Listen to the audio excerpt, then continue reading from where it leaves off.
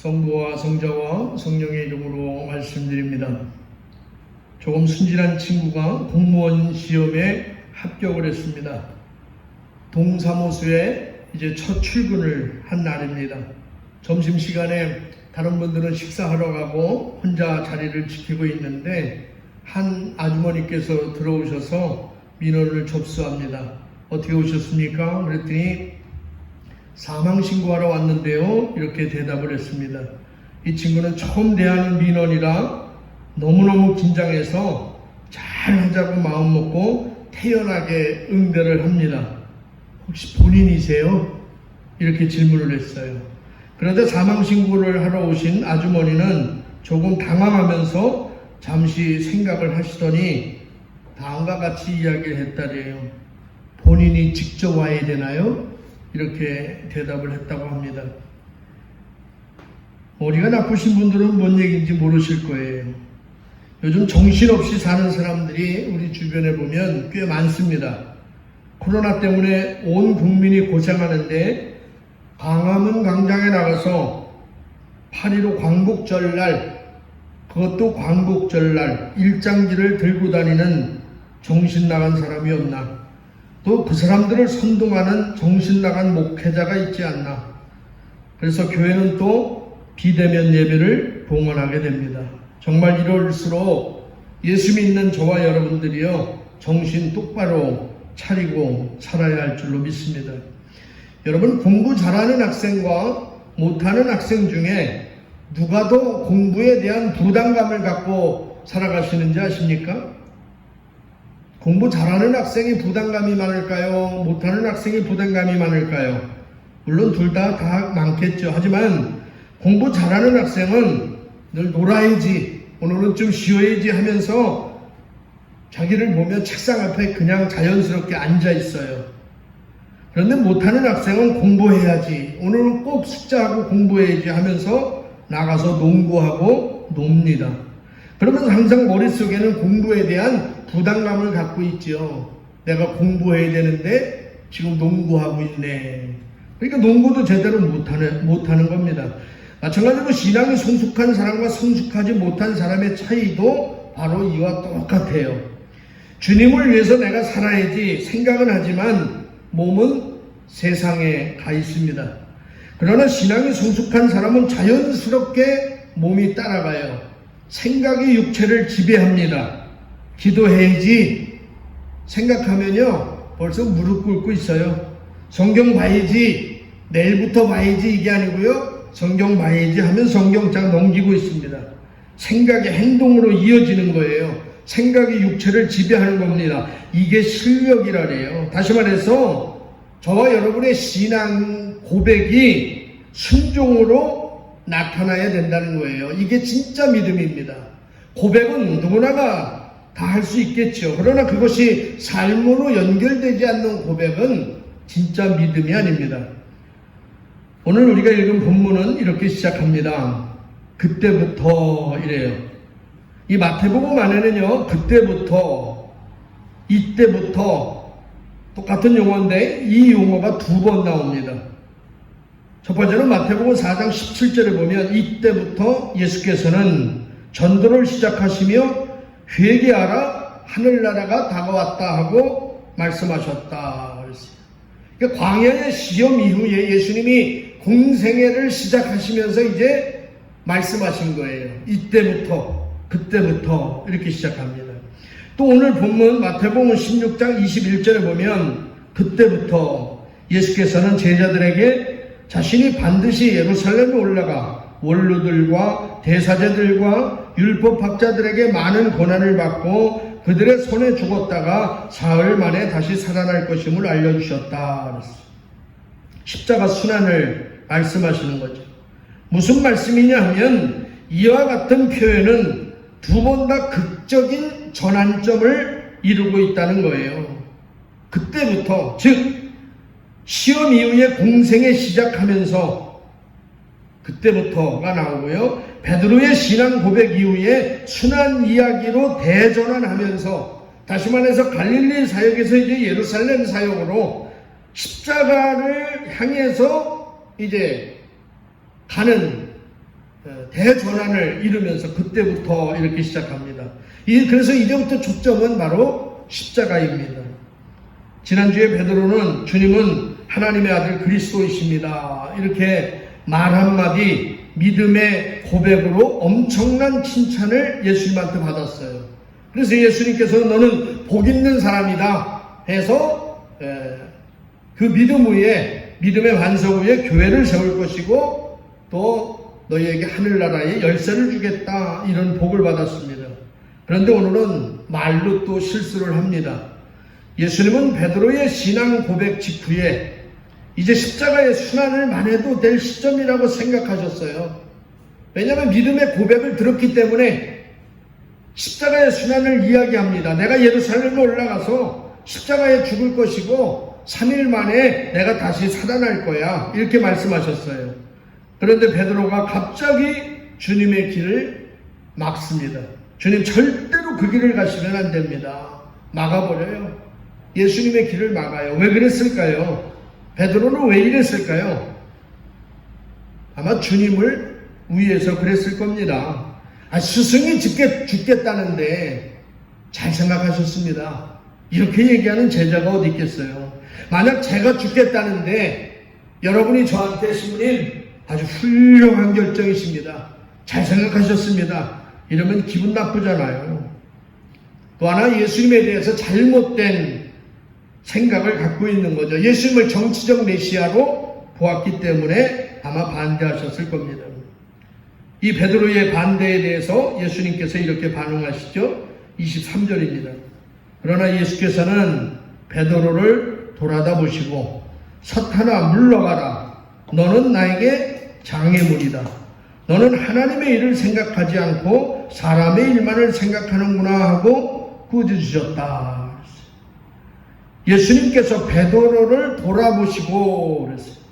그러니까 지금 한 길에 서 있지만 다른 것을 보고 있는 거죠. 다른 것을 보고 있는 거예요. 그러면서 너는 하나님의 일은 생각하지 않고 사람의 일만 생각한다는 거예요. 뭡니까? 생각의 문제라는 거예요. 생각만 가지고도 사탄이 될 수 있다는 거예요. 내가 어떤 큰 잘못을 하지 않아도 단지 생각이 달라서 십자가의 장애물이 된다고 지적하시는 겁니다. 여러분, 우리는 하루에도요 수많은 생각을 하면서 살아갑니다. 아침에 일어나면서 잠자리에 들기까지 우리는 몇 가지를 생각해요. 5만 가지를 생각하면서 한 날이잖아요. 5만 가지를 생각한대 사람이. 그러니까 어느 분은 아침 먹으면서 오늘 점심은 뭐 먹나, 점심 먹으면서 저녁은 뭐 먹나, 저녁 먹으면서 야식은 뭐 먹나, 하루에 수만 가지 생각을 합니다. 그 중에서 못된 생각, 악한 생각, 잘못된 생각이 떠오르고 스쳐 지나갑니다. 그러나 그런 생각들이 둥지 틀게 하면 안 돼요. 그런 생각하는 것 자체가 나쁜 건 아니지만 그 생각이 나를 지배하게 하면 안 된다는 거예요. 우리는 베드로처럼, 베드로의 고백처럼 주님을 그리스도라고 분명히 믿습니다. 그러나 문제는 뭐냐면 내가 저분이 하나님의 아들이고 예수 그리스도라는 것을 나는 고백하는데 문제는 예수님이 가신 길과는 다른 길을 가고 싶을 때가 많다는 거예요. 예수님은 십자가의 길, 좁은 길을 가는데 나는 세상의 길을 가고 싶은 거예요. 나는 평탄한 길을 가고 싶은 거예요. 오늘 베드로도 주님을 그리스도로 고백했지만 생각이 달라요. 다른 길로 가고자 하는 겁니다. 저와 여러분에는 늘 두 가지 생각이 있어요. 하나는 하나님의 일을 생각하는 것과 또 하나는 사람의 일을 생각하는 것입니다. 여러분은 어떤 생각을 많이 하면서 살아가십니까? 하나님의 일입니까? 사람의 일입니까? 아니면 반반입니까? 3번 선택이 제일 쉽죠. 그죠? 여러분, 사람들도 생각이 다르면 결코 동행할 수가 없어요. 사람들은 생각이 같은 것 때문에 친구가 되고 또 같은 길을 가고 같은 일을 할 수가 있는 겁니다. 그러나 생각이 다르면 결국 갈라집니다. 심지어 원수가 되기도 해요. 내가 무슨 그 사람한테 사기친 것도 아니에요. 손해를 입힌 것도 아닙니다. 단지 생각이 다르다는 이유 때문에 우리가 원수가 될 수도 있어요. 베드로도 주님이 가시는 그 길에 대한 생각이 같지 않으니까 지금 대적하는 겁니다. 글로 가시면 안 돼요. 가지 마십시오. 대적하는 거예요. 이처럼 생각만 가지고도 장애물이 될 수 있고 사탄이 될 수 있다는 사실을 기억하시길 바랍니다. 오늘 본문은 분명히 말합니다. 사람의 일만 생각하는 것이 바로 사탄이다. 사람의 일만 생각하는 게 사탄이에요. 그러면 도대체 무엇이 하나님의 일이고 무엇이 사람의 일입니까? 요한복음 6장 28절에서 29절의 말씀을 보면 이렇게 이야기합니다. 사람들은 이 말씀을 듣고 하나님의 일을 위해서 우리는 무엇을 해야 합니까? 하고 물었다. 예수께서는 하나님께서 보내신 일을 믿는 것이 곧 하나님의 일을 하는 것이다 하고 대답하셨다. 아멘. 이 말씀은 오병이어의 사건에 의해 하신 말씀이죠. 여러분 요한복음 6장 하면 여러분 머리에 딱 생각나는 게 있어요. 그게 뭐예요? 빵입니다. 빵이에요. 요한복음 6장의 결론이 뭡니까? 이 생명의 빵에 대한 결론이 뭐예요? 생명의 빵이신 예수를 선택할 것이냐 아니면 잠시 배부른 육신의 빵을 선택할 것이냐. 결론은 이거예요. 영원한 생명의 빵을 선택할 것이냐 잠시 배부른 육신의 빵을 선택할 것이냐 선택하라는 거예요. 지금 다시 말해서 너희가 세상적인 것을 선택할 것이냐 영적인 것을 선택할 것이냐 선택하라는 거예요. 조금 더 나가면 너희가 돈이냐 하나님이냐 이것을 확실하게 선택하고 신앙의 길을 걸어가라는 말씀입니다. 이게 핵심이죠. 그런 각도에서 보시라는 거예요. 그럼 하나님의 일이란 무엇이냐? 예수님의 대답은 분명합니다. 나를 믿는 것이 하나님의 일이다. 다시 말해서 영원한 생명의 빵을 선택하는 것이 바로 하나님의 일이고 그것이 나를 믿는 것이라는 말씀입니다. 그럼 그 믿음의 삶은 어떤 것일까요? 우리가 영원한 땅 하나님을 선택했는데 그럼 그 믿음의 삶은 어떤 것이냐? 주님은 오늘 믿음의 삶에 대해서 구체적으로 말씀하십니다. 24절입니다. 그리고 제자들에게 이렇게 말씀하셨다. 나를 따르려는 사람은 누구든지 자기를 버리고 제 십자가를 지고 따라야 한다. 사제만 이 길 가려는 게 아니잖아요. 교회 위원만 이 길 가는 게 아니에요. 누구든지예요. 무슨 말씀입니까? 예수 믿는 모든 사람들은요, 이 십자가의 길을 걸어야 한다는 말씀의 의미입니다. 누구든지. 그 길은 어떤 길입니까? 바로 자기를 버리고 십자가를 지고 주님의 길을 걷는 것입니다. 주님과 같은 길을 걸어가는 거예요. 주님이 가신 길을 걸어가는 거예요. 이게 바로 믿음의 삶이라는 말씀입니다. 여러분 세상에서 제일 힘든 게 무엇이에요? 바로 자기 자신을 부인하는 거예요. 언제나 문제가 되는 것은 환경이 아닙니다. 사람들은 환경이 안 좋아서 뭐 신앙생활 열심히 못하겠다. 환경이 안 좋아서 학생들은 공부를 못하겠다. 아니에요. 문제는 나죠. 내가 문제예요. 자기 자신입니다. 언제나 가장 걸림돌은 바로 나예요. 여러분 신앙 성장을 가로막는 근본 요인이 뭐예요? 여러분 자신입니다. 그런데 여러분은 무엇 때문에 신앙 성장이 안 된다고 해요? 내가 듣지 않아도 뻔히 다 알아요. 뭐 때문에 안 돼요? 아이고 우리 신부님 설교가 온 신통차 나가지고 은혜가 안 돼. 할렐루야. 신부님 설교가 들리지가 않아. 교회가 모양 좁아가지고 믿음 생활이 안 돼. 교육을 안 해서 뭐 진짜 그런 이유에서입니까? 아닙니다. 바로 나 자신의 문제죠. 내가 죽지 않아서 헌신하지 못하는 것이고 내가 아직 살아있으니까 교만한 겁니다. 여러분 내가 죽지 않으면 순종할 수가 없어요. 김장할 때 배추를 소금에 왜 절여서 해요? 죽지 않은 배추는 맛이 없기 때문에 그런 거예요. 그러므로 저와 여러분이 오늘 나 자신을 포기하고 성령께서 지배하도록 하나님께 맡기는 훈련을 우리는 매일매일 해야 하는 것입니다. 예를 들어서 어느 교회에서 교회 건축을 합니다. 그런데 이게 100% 찬성이 없잖아요. 어느 분은 찬성하고 어느 분은 반대해요. 그런데 찬성하는 이유가 뭐냐? 반대하는 이유가 뭐냐? 물어보면 똑같습니다. 찬성하고 반대하는 이유가 뭐예요? 다 하나님의 뜻이에요. 한쪽은 하나님의 뜻이기 때문에 교회 건축해야 된다고 하는 거고, 한쪽은 하나님의 뜻이 아니기 때문에 교회 건축하면 안 된다고 하는 거예요. 아니, 사실 이게 하나님의 뜻이 아니라 자기 생각이죠. 그러니까 내 생각이 옳으냐 틀리냐, 내 생각이 마음에 드느냐 안 드느냐에 따라서 이야기가 달라지는 것인데, 그걸 하나님의 뜻이라고 포장하는 거예요. 이게 위험한 겁니다. 하나님의 뜻을 함부로 쓰면 안 되죠. 어느 판사가 말하는데요, 세상 사람들은 서로 소송을 하고 오면 서로 조정이 잘 된대요. 서로 합의가 잘 돼. 그런데 예수 믿는 사람이 오면요, 교회에서 문제가 오면 조정이 안 된다는 거예요. 왜 그런지 아세요?